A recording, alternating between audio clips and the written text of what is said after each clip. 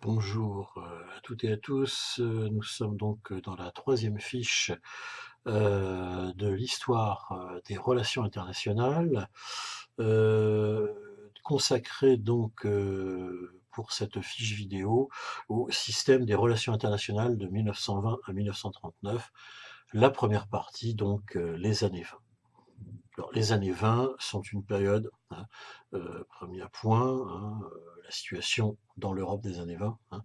Les années 20 sont une période où les puissances occidentales, et surtout la France, vont conserver une influence certaine, hein, sur l'Europe centrale, hein.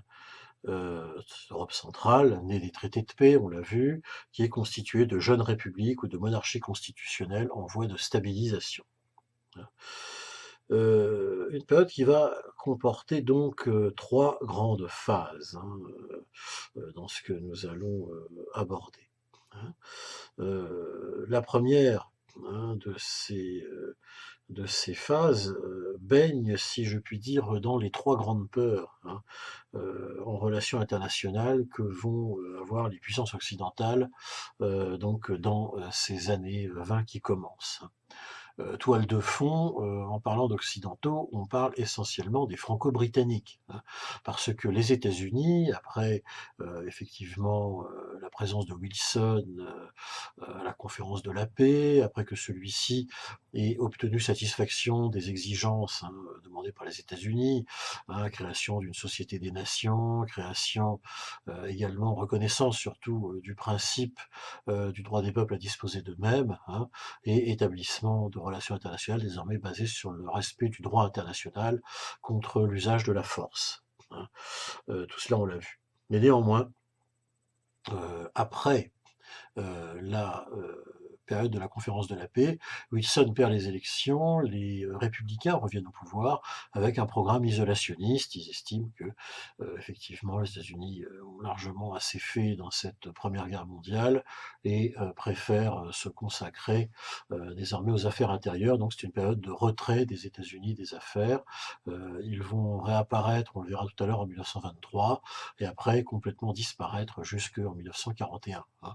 Donc on parle vraiment des Occidentaux en parlant des Franco-Britanniques principalement, et des Italiens dans une certaine mesure, on y reviendra.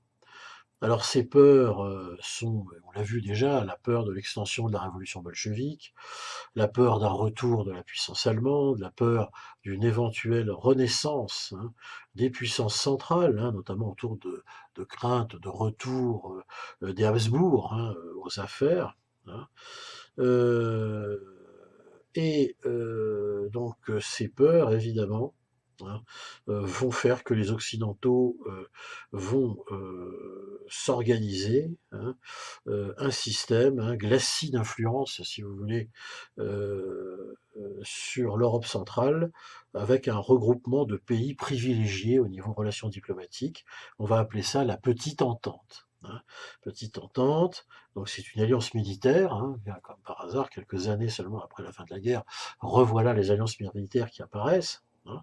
Alliance militaire entre la France, donc la Grande-Bretagne bien sûr, et 3 pays privilégiés, hein, dont on espère faire un peu des États tampons ou des sécurités contre, hein, cette révolution bolchevique qui fait encore très très peur. Ces États sont la Tchécoslovaquie au centre, hein, évidemment, on voit très bien sur la carte, hein, et je mettrai cette carte évidemment en fin de cette fiche vidéo, à quel point c'est important, hein, donc pour le système diplomatique d'avoir une Tchécoslovaquie qui est un pivot de l'influence occidentale. Au sud, donc est, nous avons la Roumanie, et au sud, tout court, bah, c'est la Yougoslavie. Voilà ce que c'est que la petite entente. Le tout assorti d'une autre mesure, hein, afin de juguler un peu ces peurs. Cette autre mesure étant que, dans le cas de l'Autriche, de la Hongrie, de la Bulgarie, on laisse tomber la question des réparations, hein, je vous l'ai dit la semaine dernière, pour tout simplement eh bien, se consacrer à la reconstruction de ces pays et surtout leur stabilisation, hein. C'est ça qui est important. Alors, qu'est-ce qui va caractériser nos fameuses années 20? Alors, la première partie des années 20, ça va être une série, si vous voulez, de conférences internationales, dont le but, ce sera quoi? Bah, ce sera de fixer, hein, tout simplement, le montant des fameuses réparations allemandes. Hein. Vous vous souvenez que l'article 231, traité de Versailles, l'Allemagne est considérée comme principale responsable, hein, du conflit, et surtout condamnée à de très très fortes réparations de guerre, hein, qui seront fixées plus tard. Ben voilà justement les conférences de Spa en Belgique, de Cannes, hein, dans le sud de la France, et de Gênes en Italie, entre 1920 et 1922, pour que justement, eh bien, les, les Alliés fixent le montant des réparations, et on trouve un moyen de faire payer l'Allemagne selon un échéancier qui, si elle les avait payés, figurez-vous, l'Allemagne aurait continué d'en payer jusque peut-être au début des années 90. Hein. Donc ça vous donne une idée de l'aspect faramineux, hein, de ces réparations. Hein. Effectivement, c'est lors de cette dernière conférence à Gênes, hein, en avril 1922, que arrive un coup de théâtre, hein, puisque le gouvernement social-démocrate allemand annonce, hein, à grand francas, à grand renfort de publicité, que eh bien, l'Allemagne vient de conclure, hein, à Rapallo, hein, qui est une ville dans les environs de Gênes, hein, eh bien, un accord commercial, hein, économique, avec la toute jeune Union soviétique. Terrible, terrible à nouveau. Rappelez-vous à quel point la révolution bolchevique de Belle-Lacoune avait fait peur, hein, au printemps de l'année 1919. Cette fois-ci, revoilà ce que l'on peut appeler le monstre, l'épouvantail du bolchevisme qui réapparaît, hein, du communisme, qui réapparaît cette fois-ci avec l'Allemagne, ce pays quand même considéré comme le plus fautif de la guerre, et qui va aller s'allier avec les bolcheviks, avec les communistes, à Rapallo, avec un traité, hein, économique. Et l'Allemagne se défendra, dire mais voilà, hein, nous sommes obligés de le faire parce que tout simplement, eh bien, nous ne pourrons pas sinon payer les fameuses réparations. Très rapidement, cette affaire de Rapallo va faire remonter la tension internationale. Vous pensez la paix acquise, le droit international respecté avec la SDN, et voilà que tout commence à nouveau à mal aller, mal tourner. Hein. Est-ce que la guerre va reprendre avec l'Allemagne? L'Allemagne en serait-elle capable? Non, mais par contre, les milieux, comment dire, très de droite et intransigeants sur le mode d'application du traité de paix, en France notamment, avec le retour aux affaires de l'ancien président de la République française pendant la guerre de 14, Raymond Poincaré, qui revient comme président du Conseil en 1922. Hein, et Poincaré, c'est l'homme qui veut faire absolument payer ces fameuses réparations de guerre. Et c'est lui qui va créer la crise, la première crise internationale, hein, de l'après-guerre. Cette première crise internationale, hein, eh bien, ça va être en janvier 1923, la crise dite de la Ruhr. Hein. En effet, la Ruhr, qu'est-ce que c'est? Eh bien, c'est cette région qui est située au nord de l'Allemagne, hein, vers la mer Baltique, hein, une région pas très loin de la Prusse, où se trouvent, hein, précisément toutes les ressources, une bonne partie des ressources en gaz, en aciérie, en charbon, ressources énergétiques allemandes exploitées par des mines, par des usines, etc. Cette Ruhr, donc, eh bien, Poincaré se dit la chose suivante: je vais envoyer un corps expéditionnaire franco-belge, hein, et en janvier 1923, on va s'en emparer et on va faire tourner l'industrie allemande, hein, à notre profit pour enfin se payer, hein, quasiment en nature, hein, en matière de réparation. Hein. Et c'est ce qui va se passer. Et ça va déclencher, bien sûr, une crise internationale majeure, hein, même si l'Allemagne n'est pas membre de la SDN, hein, beaucoup de pays s'insurgent, et des grèves, bien sûr, d'ouvriers allemands éclatent, des insurrections, et l'armée, évidemment, les réprime. Hein, l'armée française, qui est de retour en Allemagne seulement quelques années après la fin de la guerre. Hein, on est dans une situation catastrophique.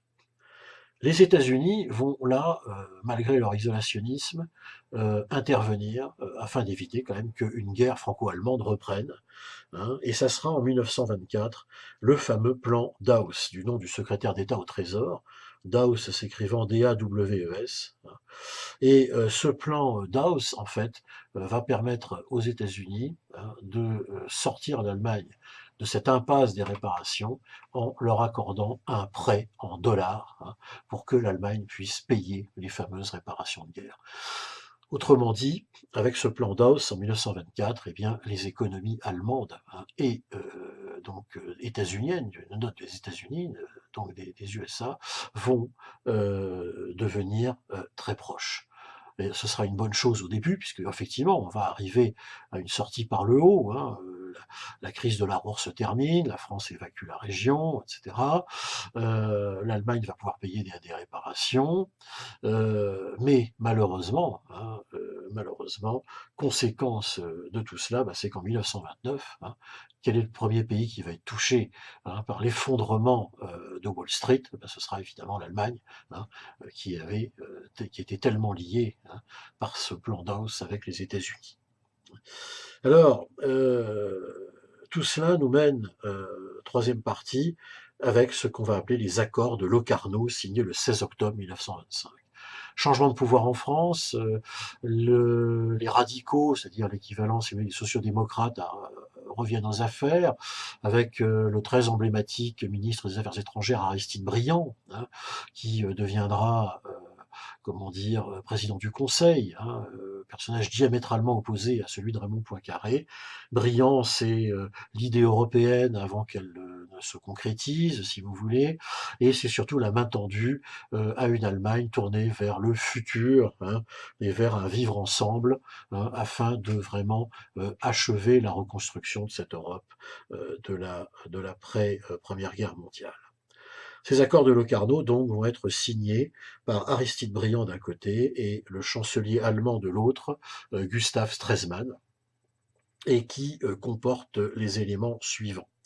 Un pacte rhénan où l'Allemagne, hein, la France et la Belgique reconnaissent l'inviolabilité des frontières, hein, qu'elles ont entre elles, hein, avec une garantie de l'Angleterre et de l'Italie. Le pacte rhénan est fondamental, c'est la reconnaissance de la stabilité des frontières dressées par les traités de paix. Plusieurs conventions sont signées entre l'Allemagne, la France, la Pologne et la Tchécoslovaquie, hein, notamment en cas d'aide militaire, c'est un renforcement un peu de la petite entente, on reste prudent, hein. Il y a la signature d'un traité franco-polonais et franco-tchécoslovaque d'alliance défensive. En 1925, ce sont des traités qui apparaissent comme de la sécurité. Vous réfléchissez 2 secondes. En 1938, la France n'honorera pas ce traité avec la Tchécoslovaquie. Elle l'honorera en 1939, quand la Pologne sera attaquée. Je vous laisse en déduire ce que vous souhaitez.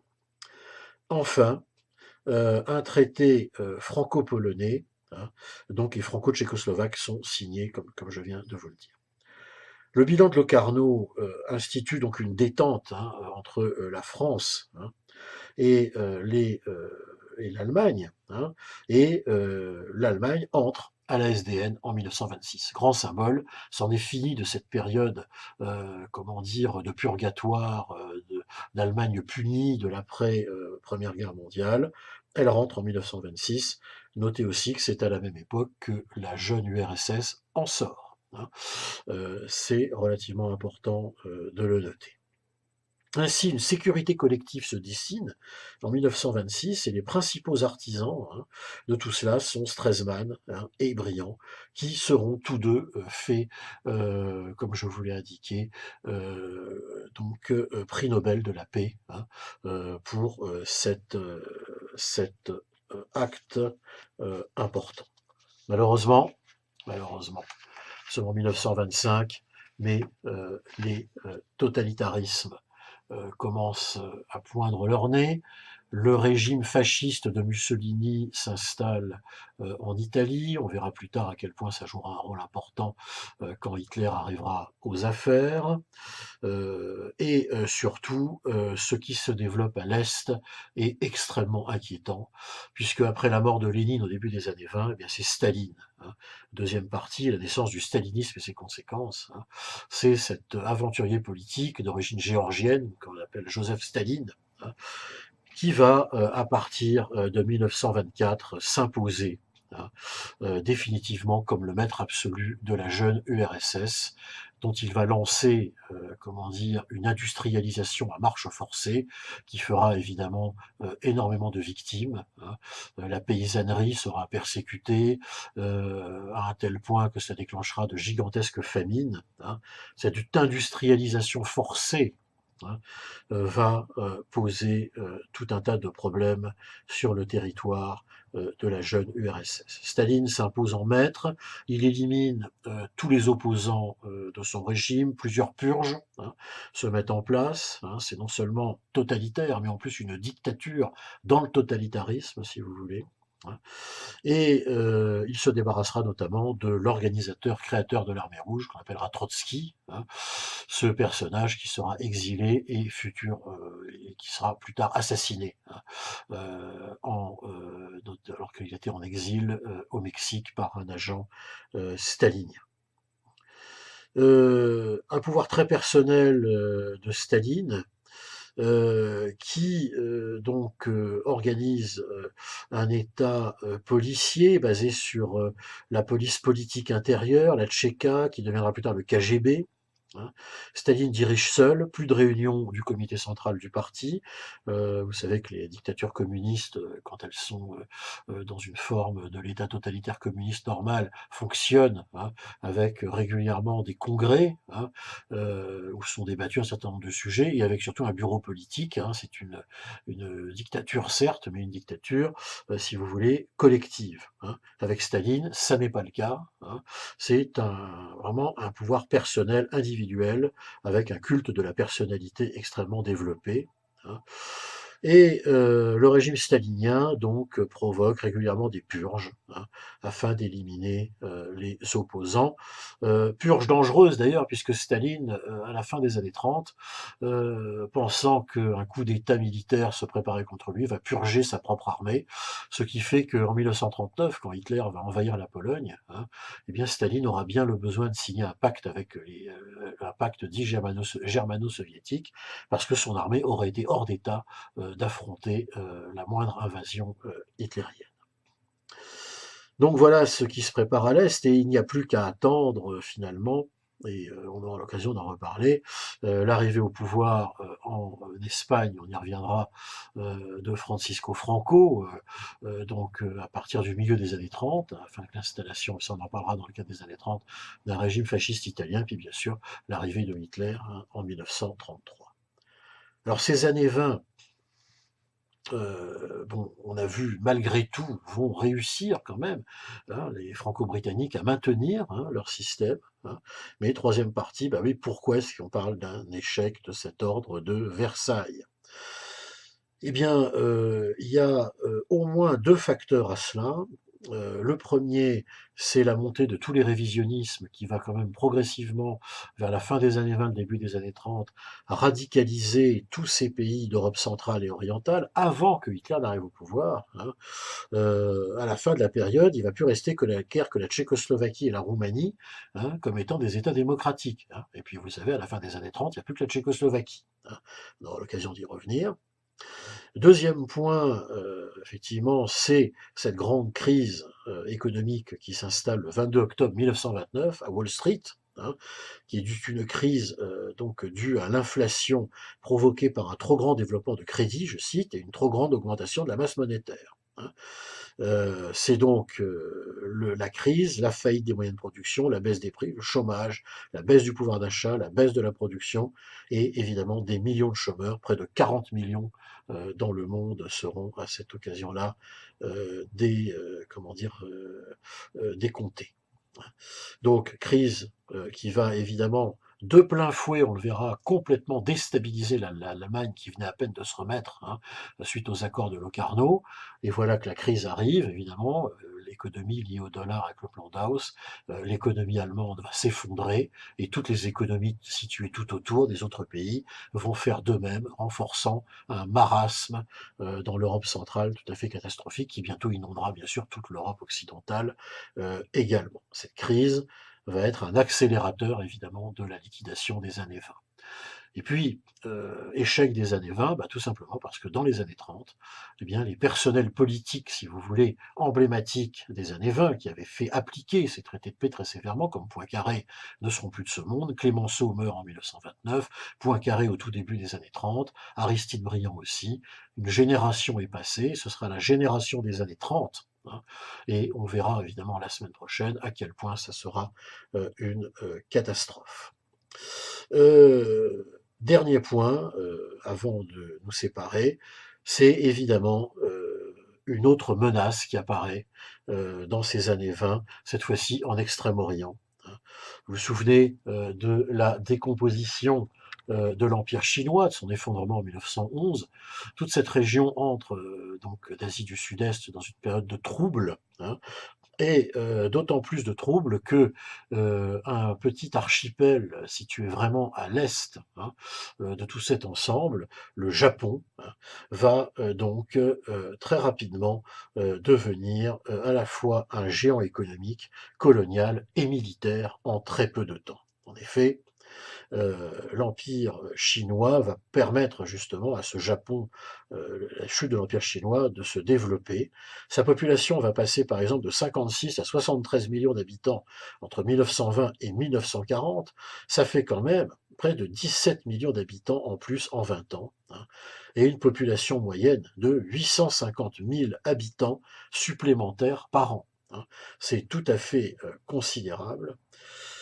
Le pays, néanmoins, va rester dépendant sur le plan extérieur au niveau énergétique, hein, mais l'Empire est contrôlé principalement, hein, d'un côté par les grands regroupements d'entreprises, les Zaibatsu, et de l'autre côté par un pouvoir exécutif contrôlé par l'empereur et le législatif, hein, un pouvoir militaire, hein, expansionniste, agressif, hein, qui va se développer à partir des années 30. En effet, à partir de 1931, hein, l'armée s'appuie sur les partis d'extrême droite japonais et commence ses conquêtes, hein, avec l'occupation au nord de la Mandchourie chinoise.